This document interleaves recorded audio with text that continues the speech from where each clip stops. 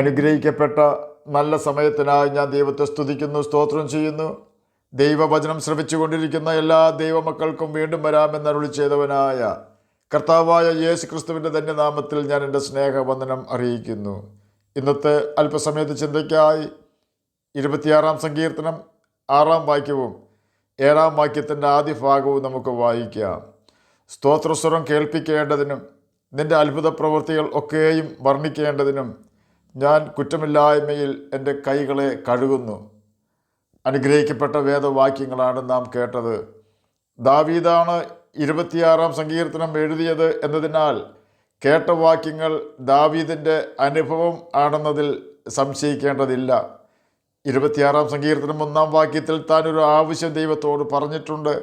തൻ്റെ ആവശ്യം തനിക്ക് ന്യായം പാലിച്ചു കിട്ടുക എന്നതാണ്. ദൈവത്തിന് താൻ ബോധിച്ച പുരുഷനായാൽ മാത്രമേ ദൈവം തൻ്റെ വിഷയത്തിൽ ഇടപെടുകയുള്ളൂ എന്ന് താൻ ന്യായപ്രമാണത്തിൽ നിന്നും പഠിച്ചിട്ടുണ്ട്. അതുകൊണ്ട് താൻ ദൈവത്തോട് പറയുകയാണ്, ഞാൻ കുറ്റമില്ലായ്മയിൽ എൻ്റെ കൈകളെ കഴുകുന്നു എന്ന്. വ്യവസ്ഥകളോട് കൂടിയ വാഗ്ദാനങ്ങളാണ് ദൈവം തൻ്റെ ജനത്തിന് കൊടുത്തിരിക്കുന്നത്. മഴയും വെയിലും ഓക്സിജനും രാത്രിയും പകലും ഈ ഭൂമിയിൽ ജീവിക്കുവാൻ ആവശ്യമായ ഭൗതിക നന്മകളും സകല മനുഷ്യർക്കും യാതൊരു വ്യവസ്ഥയും കൂടാതെ ദൈവം കൊടുക്കാറുണ്ട്. ദൈവത്തോട് നാം അനുസരണക്കേട് കാണിച്ചാൽ ദൈവാത്മാവ് നമ്മെ വിട്ടു പോകും. ആൾപ്പാർപ്പില്ലാത്ത വീടുകളിൽ ഇടജാതികളും ക്ഷുദ്രജീവികളും നിറയുന്നത് പോലെ ദൈവാത്മാവില്ലാത്ത ഹൃദയങ്ങളിൽ ദുരാത്മാവ് ഇരച്ചു കയറുന്നു. ദുരാത്മാക്കളാണ് ദൈവം മനുഷ്യർക്ക് കൊടുക്കുന്ന സകല നന്മകളും തടഞ്ഞു വയ്ക്കുന്നത്. ചില വ്യക്തികൾ ചിന്തിക്കുന്നത് തങ്ങളുടെ ജീവിതത്തിലെ പരാജയങ്ങൾക്ക് കാരണം ദൈവമാണ് എന്നാണ്. ദൈവം അപ്രകാരം ചിന്തിക്കുന്ന തൻ്റെ മക്കളോട് ബൈബിളിൽ കൂടി സംസാരിക്കുന്നത് ഇപ്രകാരമാണ്: അവർ നിന്നെ ഞെരുക്കുന്നത് എൻ്റെ ഹിതപ്രകാരമല്ല, നിന്നെ ഞെരുക്കുന്നവൻ്റെ മാംസം ഞാൻ തീറ്റിക്കും. യെശയ്യാ പ്രവചനം 49 അധ്യായം 26 വാക്യത്തിലാണ് ഇത് രേഖപ്പെടുത്തിയിരിക്കുന്നത്. എന്നെ കേൾക്കുന്ന പ്രിയ ദൈവമകനെ, ദൈവമകളെ, നമ്മുടെ ജീവിതത്തിൽ പ്രതീക്ഷിക്കാത്ത സമയത്ത് പരാജയങ്ങൾ കടന്നു വരുമ്പോൾ, മറ്റുള്ളവരിൽ നിന്നും ന്യായം കിട്ടാതെ വരുമ്പോൾ, കാഴ്ചപ്രകാരം വിധിക്കാതെ നീതിയുള്ള വിധി വിധിക്കുന്നവനായ കർത്താവായ യേശു ക്രിസ്തുവിൻ്റെ പാദപീഠത്തിൽ അഭയം പ്രാപിക്കണം. അവനാണ് നമ്മുടെ നല്ല സ്നേഹിതനും വീണ്ടെടുപ്പുകാരനും. അവൻ നമുക്ക് ന്യായം നടത്തി തരും നിശ്ചയം. നമ്മുടെ വശത്തു നിന്നും നാം ചെയ്യേണ്ടതൊന്നു മാത്രം: കർത്താവിൻ്റെ കൽപ്പനകൾ അനുസരിച്ച് ജീവിക്കുകയും അവൻ്റെ സ്നേഹത്തിൽ വസിക്കുകയും കുറ്റമില്ലായ്മയിൽ നമ്മുടെ കൈ കഴുകുകയും ചെയ്തുകൊണ്ട് നാം ദൈവസന്നിധിയിൽ നിഷ്കളങ്ക ഹൃദയത്തോടെ നടക്കുന്നവരാണ് എന്ന് ഉറപ്പ് വരുത്തി ജീവിക്കുക എന്നതാണത്. ദൈവകൽപ്പനകൾ അനുസരിച്ചുകൊണ്ട് ഹൃദയത്തിൽ അകൃത്യം കരുതാതെയും അശുദ്ധ ചിന്തകൾ ഹൃദയത്തിൽ സൂക്ഷിക്കാതെയും ആർക്കെതിരെയും ഹൃദയത്തിൽ ദോഷം ചിന്തിക്കാതെയും സൂക്ഷിക്കുന്ന ഹൃദയമാണ് നിഷ്കളങ്ക ഹൃദയം. നമുക്ക് നിഷ്കളങ്കതയോടെ നടക്കുവാൻ പ്രയാസം ഉണ്ടാവുകയില്ല. എന്നാൽ നമ്മുടെ വീട്ടിനകത്ത് നമുക്ക് നിഷ്കളങ്കതയോടെ നടക്കുവാൻ കഴിഞ്ഞാൽ അത് ശ്രേഷ്ഠകരവും ദൈവം പ്രസാദിക്കുന്ന കാര്യവുമാണ്. അത്രമാത്രം അതിന് ബുദ്ധിമുട്ടുണ്ട്.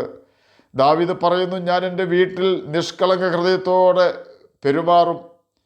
101 സങ്കീർത്തനം 2 വാക്യമാണ് നാം കേട്ടത്. യഹോവ ന്യായം പാലിച്ചു തരുവാൻ അവനിൽ തന്നെ നാം ആശ്രയിക്കണം. ആശ്രയിക്കുക എന്നാൽ വെയിറ്റ് പേഷ്യൻ്റ്ലി എന്നാണ് അർത്ഥം. ക്ഷമയോടെ ദൈവത്തിന് വേണ്ടി അവൻ പ്രവർത്തിക്കുവോളം കാത്തിരിക്കുക എന്ന് സാരം. തന്നെയുമല്ല, ദൈവത്തിൻ്റെ സത്യത്തിൽ നാം നടക്കണം. ദൈവം മുഖപക്ഷം കാണിക്കുന്ന ദൈവമല്ല. തനിക്ക് ബോധിച്ച പുരുഷനായ ദാവീദ് തെറ്റ് ചെയ്താൽ അവനെയും, തന്നോട് പാപം ചെയ്ത ശൗൽ തെറ്റ് ചെയ്താൽ അവനെയും അടിക്കുന്നവനാണ് കർത്താവായ യേശു ക്രിസ്തു അഥവാ യഹോവയായ ദൈവം. വ്യർത്ഥന്മാരോട് കൂടെ ഇരിക്കുകയോ കപടക്കാരുടെ അടുക്കൽ ചെല്ലുകയോ ചെയ്യുവാൻ പാടില്ല. വ്യർത്ഥകാര്യങ്ങളിൽ സമയം ചിലവഴിക്കുന്ന വ്യക്തികൾക്ക് സമയം പോകുവാനായി അനേകം തെറ്റുകളിൽ അവർ ചെന്ന് ചാടുന്നു. നാം ആ വ്യക്തികളോടൊപ്പം ഇരുന്നാൽ നാമും അവരെപ്പോലെ ചതിയനും വഞ്ചകനും തട്ടിപ്പുകാരനുമായി തീരും. കപടക്കാർ എന്നാൽ ആത്മവഞ്ചകൻ എന്നാണ് അർത്ഥം. വഞ്ചകന്മാരുടെ അടുക്കൽ ചെന്നാൽ നാം വഞ്ചിക്കപ്പെടും. നാമും ആത്മവഞ്ചകന്മാരായി തീരും. ദൈവം വെറുക്കുന്ന പാപങ്ങളാണ് ഈ കൂട്ടർ ചെയ്യുന്നത്. നിത്യനരകത്തിലേക്ക് അവർ നമ്മെ കൊണ്ടുപോകുവാൻ ഇത് ഇടവരുത്തും.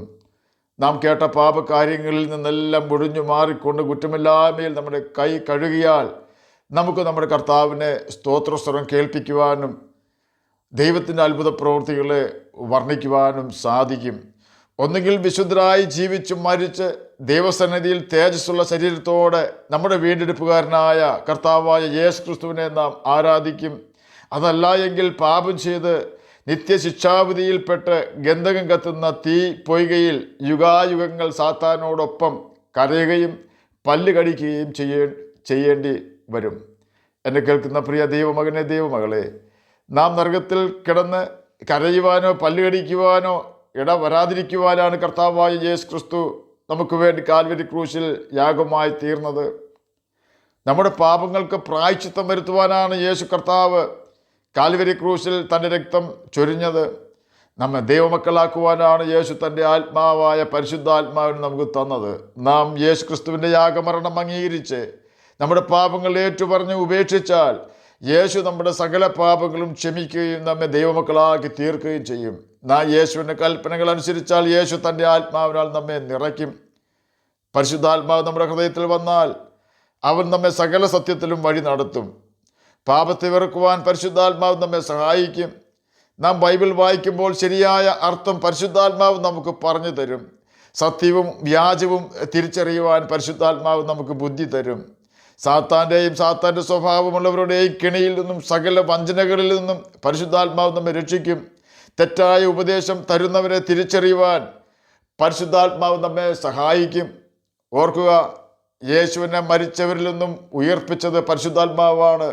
ആ പരിശുദ്ധാത്മാവ് തന്നെയാണ് നാം മരിച്ചു കഴിഞ്ഞാൽ നമ്മെയും ഉയർപ്പിക്കേണ്ടത്. ക്രിസ്തുവിൻ്റെ ആത്മാവായ പരിശുദ്ധാത്മാവ് ഇല്ലാത്തവൻ ക്രിസ്തുവിന് ഉള്ളവനല്ല എന്ന് റോമർക്ക് എഴുതിയ ലേഖനം 8-ാം അധ്യായം 9-ാം വാക്യത്തിൻ്റെ അവസാന ഭാഗത്ത് രേഖപ്പെടുത്തിയിരിക്കുന്നു.